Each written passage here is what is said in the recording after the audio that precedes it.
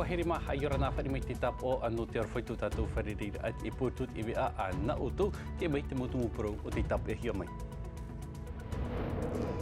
Wau ahuru matahei ti muri te piti o te tamaira ar hei te hawhawhahia nei te pro no te mautamar i volontaire nā roto i te ho e himene tumu nā rātou. Roto i te EVA e te reroa tātou i tai araput o te rā no te whahitira mai te pro no hā moe hoata ra atira a piroa i whatere nei i te e puwha e hau tupu hei no Vairao. Emilia Scalamera te pootui au te maitihia i purotu no te Henua Enata piti tawatini piti ahuru a maono aru e tātou e whari mai e iana te notu atu i a Joan taua tikina peretiteni o te tumi te whaingeine. Mai te mau pō mahana pēato a tātou a pitu aro toa maona whaari ato mai tātou arau e te enei maona tātou o iahei o Juliano Tautu.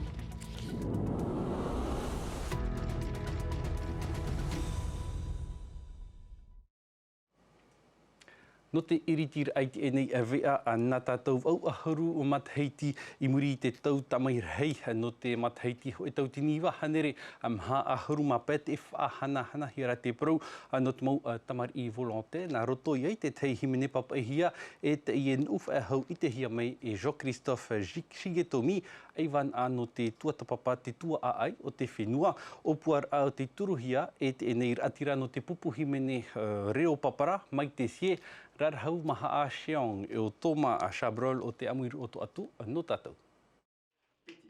Ia ora o e te tāwana rahi e te tāwana oire. Haap i te tei o i te mo irawa, wha tomatu ei, wha tano te auri e te mo reo, te uhupai e irawehi e roto i te iwahi haruharu a reo i te pupuhimene reo papara, e te reira i raroa e i te mata ua e te tūtonu a Jean-Christophe. C'est important, quoi. C'était les fils qui revenaient, les pères, enfin ceux qui avaient survécu, quoi. Ils ont créé les champs pour pouvoir les accueillir. Et des expressions que Mataya reprenait. Donc voilà, certaines qui chantent dans Mataya ont reconnu des expressions. Donc qui reviennent chaque année. I muri tōna pāherur ai te iter ahia mai te ipap e himene, wharere atura o ye te atira arawahi roto i te prau, no te mo himene tumu, mai ki te sie. E wāni, o tāparu, ona e te imira hoi pupu himene no te tānota, tāphe, te mo papa ira tāna i noa, i roto i te mo archive. E wāni ona ia mātou, e o mātou ana e pupu te whāri tāna nira. Nā mua aroa te whainene hiara ho e whaiti te rā, no to tātou ia mo whea prohia poali, bataillon, e tra ripene, tra himene, no whaanam te whea i haramai mate te vera tra otor a muri mai. E apurorohia. Apurorohia e toi te ia whainene. Himene o te iamo e o te whainene met e hia e te whea himene. Trano e mi tapat i meri e ni tōna hor or a me te ira reo, e tina mātou hoi e whainene a mātou i te whare, whar or ono ia e hap o ia i te mātou na hea himene me te pepeura o whainene o mātou nā mo e pe hare whaharuharu te reo. Oui, moi ça me touche. E putaputi a au i whaaror a tui te himene. Ahuru mā pē mataiti i tō utu te wanoar ai e te paru o te mautamari i volontaire. Wau ahuru mataiti i muri, i tauira a meiti i mo ai tō i teiti nei, ua pāp e hia te himene, e ua Vairao i rutu i te tua ai no te whenua nei, e ia tap e a hia te reira, ia i te teu i no ananahei. Ini ai te mo hoho ahor o hia mai e Jean-Christophe Shigetomi, wa whaauhupahia te mo rāp ea api o te rorowira no te haamei te ira te mo hoho a, e rāp ea no whahau ia tuia tātou i te tau o te hauir a mai te mo tamari i volontaire, tā prihia mai e te iri o himene tumu nā rātou. Roto no i te tumu pro i te mai o tau te teiho o te tawirihi i te whenua siri i te oire no Damas i te mataiti ho e tawatini i wahanere maha a hurumahoe i te taimea aroa i te muwha e hau no patitiwha mau hoho a varavara roa te i o te aputuhia i te pū a te wha e hau no Outrigger.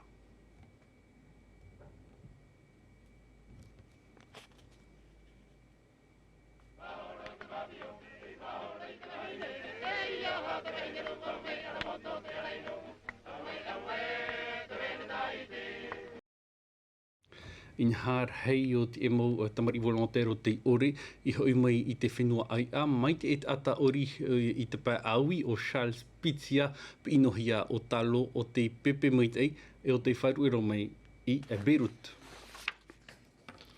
Te atu apropoto nā tātou peu matau hia I te mahana matamua no te awha no me wa whari mai te hau whenua I te maupupu paruru I te whare o te peretiteni ra I te man o te peretiteni Moitei Brothers wa tupu mai te te mautau arapro I ai te moni tahua te smig wa whahiti atu ahia te pro no te I ture RNS wa tu atu a mai te maupupu I te tei maurawea o taratou I whiruri mai.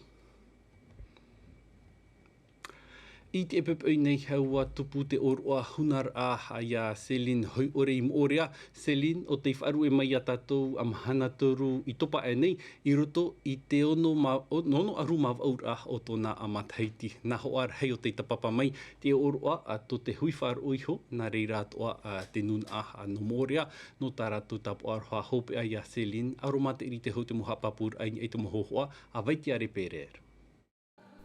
Te ho e te ie pou o e taritia portetani o te hi ai te ie mahana.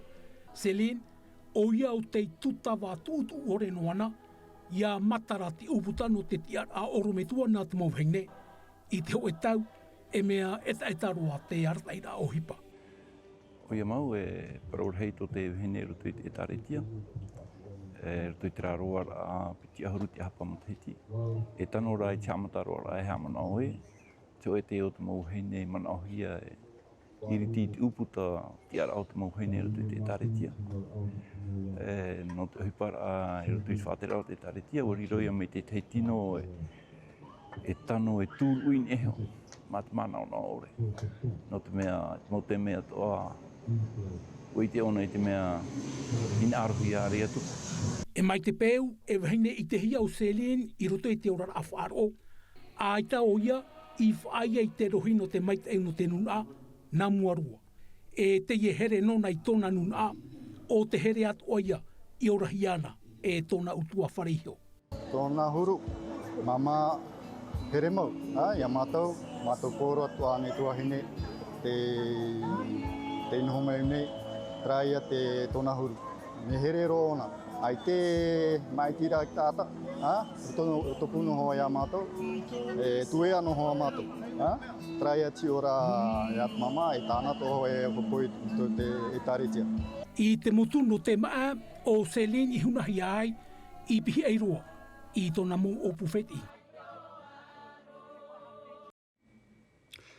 Raho mamai moorea te riro a tātou I teiti ti toru ahuru matoru noa he ana ma teiti riro mai e ona e ira atira a piroa I te whenua e whaatere nei I te ho e puf e hau tupu e ho hei I te araput o te rapiti ahuru mahitu reiraf e hau ta hamo e hoata e arata I nei te mai tōna paru.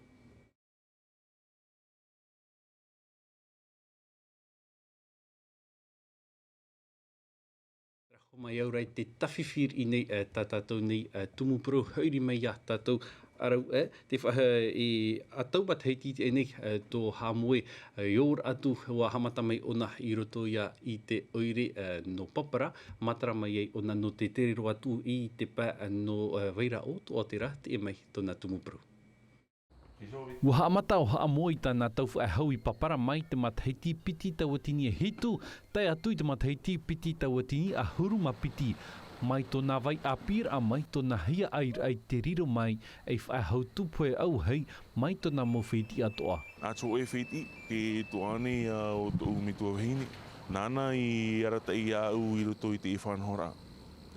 Ariro me I wau te mahana e ratira pūwha e ho tupu e au hei. I wao toa me ti tei toa tuane tōna.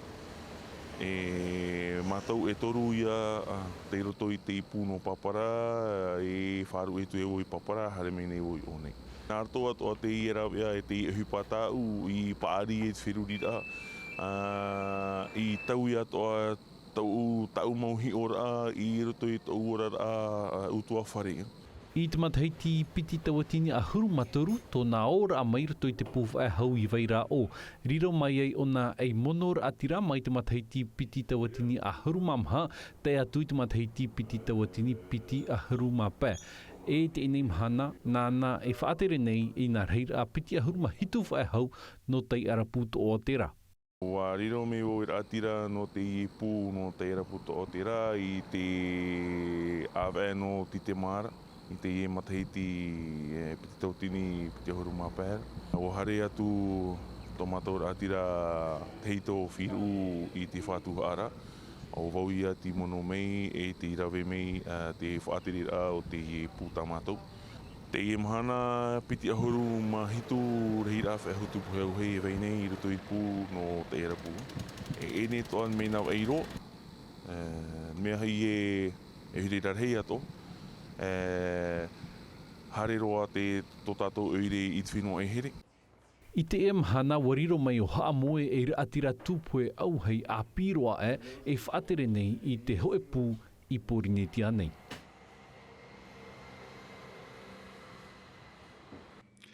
Tauiro tātou i te tumupuro ho mainha i nā pō a whaatupuhi e te maitir apurotu no te Henua Enata piti tawatini piti ahuru a maono i te aua no Vairao.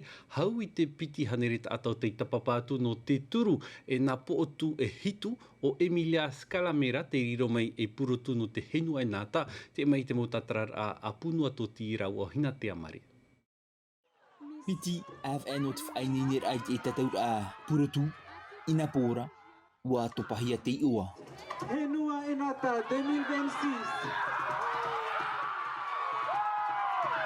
Et la candidate numéro 7. Piti ahuru maturu mateiti. Ho e me te rahitu ahuru maturu te roa. Emilia Scalamera te iua ia. A te pōtu upotiahia i te tataura purotu Henua Enata. Rai te mowhiti i tua te papahia anō te tuturu atu i tō rātou purotu. Toru hora anō te whaite tō rātou nenhe e te whawha o te Henua Enata. Mure me te tahua ho e numera te i te pāpunga i te numera hitu. Roto i te an a eia Emilia o Vaikihu te kihua wanaka. Anō te mowhiti a Emilia te mei te epo ua topa te hau. Wa te paurua mātou no te tauturu atu ia Emilia. Te wira ti te mowhiti, te iriwaroa no te tuatapapa i te iepo. Ua oa roa mātou no te i e tiara o tu Henua Enata.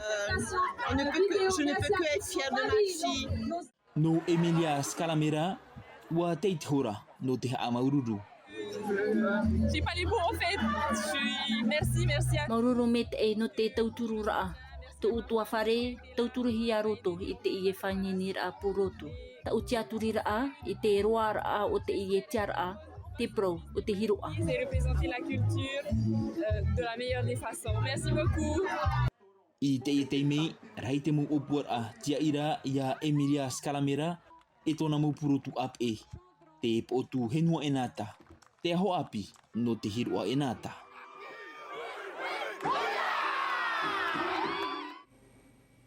Tara homa whariro mai tātou ni mō manihini Emilia Scalamera purutu no te Henua Enata piti tautini piti ahuru a maono te notu atu ia Joan taua te kina pariti tini no te tomite whainginir a e tauir a matamua no oe ia Emilia wariro mai oe ei purutu no te Henua Enata piti tautini piti ahuru maono wa maitihia mai oe ina po nei e aha to oe mauman o matamua.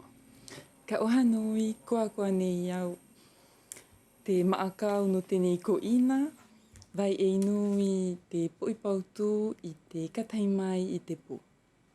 Maruru mai te piti o tō nei wira te no oe ia e Joan tō te kina, periti tini oe no te tomite whainene ina taime matamua roa te atupuhi ai te enei a maitira, mea nā hea te mana o iora mai i roto i te wherurira e amauti e maitira.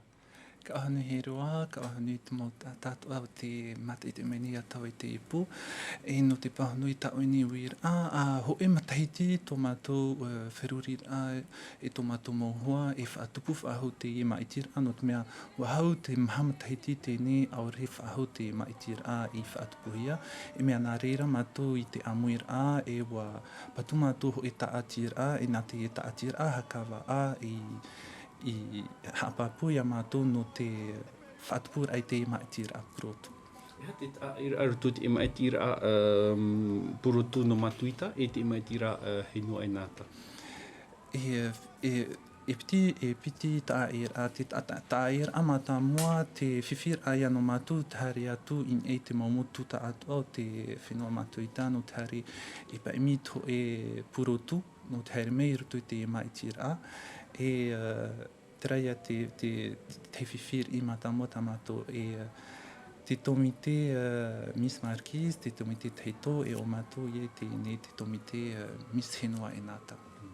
Iha, whaiti mai nā tau, eha te ananheira o Emilia, e rawe a nei te e nona no te eo atu to te maitira a purotu no Tahiti? Te papu e te amai o nā e purotu no te Henua Enata i te emo Tahiti i mua, e te hapapu atu ne te tauturu mato e te arata ine mato i ana i a haere atu o ia i rutu te maitira a Miss Tahiti.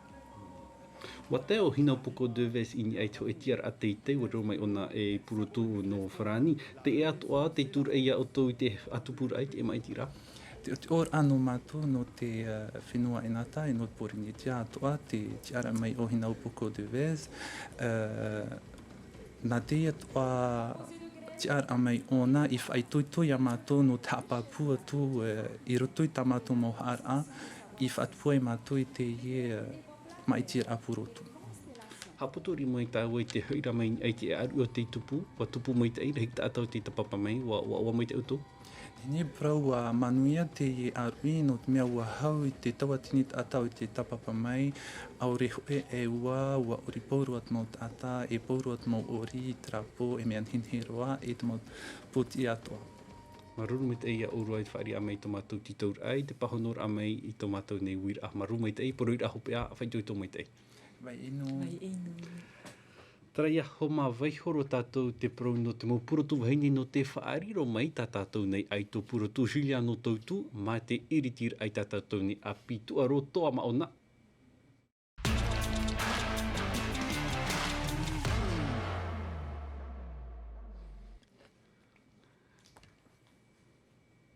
Tara, homa whariro mai tātou te ene ai tō tātou o ia hau Juliano. Yorana mai te e Juliano tō tāua whariri ai te ene pō. Hariro tāua e Outrigger no te tātou a Hoiore Gold Coast Pro. Maruru mai te heirua, maruru mai te tō tātou wharerera i rorana atu e tātou. Mā te mere te whanhora nā tātou i te ipo. E maruru atu e tō tātou wharerera. O ia mau e heirua. E toru maona tō tātou no te whenua nei o te tapaparu atu i rutu i te tataura. Te Vairao wahine whiero, nā rea atu ai a Tia Zeboroski. E tēnu atu i a Kauli Vast. Kauli Vast o te whahe i te ipoi e o te ipoti ai moi te eito no te whenua marite o George Smith. Ahuruma pe toma ahuruma ono, tāna ia te o. Matoru toma mahauru te tei o a Jordi, te papu e o atu tō tātou ei tō kauli roto i te tuha apiti. Te pai o te mau heine, ua oti atu amai o wahine whieroing e te tei o ahuruma ono toma pai hauru, e o atu o ie roto i te tuha apiti. Aria no Tia Zeboroski, ua paumai o ie mua i te ei tō wahinera o Karisa Moore, tarara, nenhe parohia, e mea piriroa taraua tei o, ahuruma apiti toma ahuru nā Tia, e ahuruma apiti toma toru, ahuruma toru, o te iro ai te eito no te whenua te o Karisa. Tera, Juliano, muri mai te horu e tere roa tātou i California no te e tātou a CrossFit. Tere rei hoa e heiroa, nen hei parahuia e piti ia tō tātou nā maona o te tere atu roto i te tataura. Nau ei toi hoa te ia matau noa rāua roto i te etuaro o ia hoi te CrossFit, me ia Yves te hau, e tēnu atu ia Mikael Vidal, i te i hopea hepe te mā wautu tō tātou nā ei toi roto ia i te tua a whahopea demi-final no te tataura CrossFit Games, a teira tō tātou mō maona no Tahiti, a oa i roto i te i e tataura inga, nen hei parohi e tataura a whai tō teitei no te mō maona, whaau atu rāua, i te mō maona atua no te ao nei, i te pai hope o Yves te hau, te haru mai i te tiara a hitu, ari ai a Mikael Vidal, a ua mau o ia i te tiara a ahurumapiti, terara e o whahautu o Yves i roto i e te tataura a Torian a Pro, e tupu te rire te whenua Outrigger, i te ia hioa mau a imuri neu tātātou, e hare atura. Whaiti mai nā tāua te pero no Gerve o Mero inha, e o atu o ia i rito i te tataura a Hoiore a te mohuma. O ia mau hei roa e taure ea te ie no te whenua tupu ei, te ere wātu i te mahana piti rei te rira, i te whenua wharani e o te whaarihia mai, e te rira i te whenua wharani, e tāna hi o taatira, o i hoi te taatira ALS canoe kayak, i te i hope hepe toma o ia e tatau atua i roto i te tuhua paihanere metera, tatau i tupu i te whenua Montes, te taparinoa, i te oire no pari, e mai te haruma maha te atu i te haruma pai no te i no me, e tatau atu o ie roto i te pupu maiti no whrani, no te harura au anō te o, i roto i te hoer a para kanoe, e tupu i te whenua a heremani, i te awa e tiunu i muri nei, e o atu te i eito no tātou i roto i te tatau a harura aito no Europa, e te opuar a te i eito tō tātou o ia hoi, i aua atoa o ie roto i te heivanui Paralympic, e te rira, e tupu i te whenua marite, i te mataheiti, piti tauatini, piti ahuruma awahu. Hoi mai tāua i te tino te whenua nei, te mahana hau e taua tini a piti hanere mao no te rawa i te reni whaarewara no te e tuaro tauturu i arue. O ia mau e hei roa hipa mātau hia te i te rawa hia i te mau mataiti atoa, inha i te mahana matamua no me, e mahana o hipa ore te ina, te tā atoa au te mau a rawa o hipa, e whaatupu hia te i wharere atuaro tauturu, hau i te mahanere pupu o te tap o hia i te i mahana nei, te aur ara tauatini tauru hanere piti a horumawa au reira maona te tapapatu i te i wharerera, tataur a te i whatupuhia i te taua Boris Leontiev, pē kilometera horo, a horuma pē kilometera preo tātahi, e pē hanere metera no te au, te ie te toru a horuma pē a te mataheiti a rawahia i te ie tāpura ohipa, i te ie mataheiti wa haruhia mai te tiara a matamua, e te hoe pupu no te whare ure no pape e te, a pehia te tiara a piti e te teie te a erteiti, te tiara a toru, te teie te no te whare wira, o i haui o ÖDT. Vai home tāua te tuaro tauturu no te whahiti mai te parau no te tuera popo. Trai hoa, hara me tāua i te parau no te tuera a popo, me ta tāua i te mei in ehio, i te tāua moho a haruma piti reit a tauru eria. I raro mai, a haruma ho eo te mateiti, no te tātira a es tamari i punaru, te ie whainene rei a rātou, no te mea ere wātu rātou i te whenua wharani, e tupu ta rātou hautira matamua i te tuhu ano Montpellier, tupu atua te te mo whare reira e te rira, i te taua no Auxerre, e te nari rātou, e hare atua rātou i whare rei, i te pū i reire whainene hiai te mau aito no te whenua whrani o iho o Clairefontaine, e tei me whawharua te ie no te ie mau maona no te whenua nei, i te matarua ai te mau aito e te rira i te whenua whrani. Wharo mai tātou i te mana o te wa Bernardino mono tāmana te ie, no puna au ie hapo atu ara i te pēno te tuaro, wiwihi atona mau mana o e Desire te iwao. I te mataroa rātou te mo whea hauti tu e rāpopo, e prāporo, e manao e hiti mōta rā mō ui api, e pene e tōmuri show e pāri neme e rewa tō rātou i roto pu hau e pupu poro. Te ato e mohi a tātou, e rohepe o Montpellier, me haa Montpellier, te oire Montpellier e opunawi. A Juliano, e whahope mai tāua i te e whanora tātau i ai te tarena o te mutu oro te tupu i te hope hepe toma. O ia mau me te mātou hi hoa i te mau mahana pai atoa, me ta tāua i te mera e heo te ie parua i nā tāua, anan hei e tupu i a te harura aito no te pēno te tapu toa te mau wahine, e tupu te rere i te whare tuaro no Outrigger, e mahana maat o ihoi anan hei, i te area no te hora a piti i te tara mahana, e tupu i a te tapu tō tairani, Muay Thai, whanhohia mai te tātira a Team Black Devil, e tupu atoa te rira i toa hotu, aria atapati me te hora oi a whai te peupei, e tupu i a te tataura preo tatahei aito VTT, e te rira a mau tuaro e tupu atoa i toa hotu. Tara, hei roa, nā te i atoa a tarina nā tāu, e whahopero e te i whanau ana tāua i tatu i poro ira, e mai te i o tui te i hope a hepe tuma pomhana pai tatu i wharere whahua. Marume te ei Juliano e tapapara a mai te ino tāua te eni hopea a hepe toma. Tra homa wa te atu atatu i te pe hopea o te eni a vea nā tātou i roto ma te imite i te vea hario whrani roki he mai te reira e Mika de Lat anan hei po tātou whare reif a hawa inu te eni vea nā tātou ma rurume te e o tōt whare mai matou i o tau na tā ero a tātou i eit moho o te aitir a hapurotu no te Henua Enata piti tauatini piti a huru mao no mai te ino o tau te roara o te ene arui poro i rahopea a wai no te hau te here e te arofa parahian a Yorana.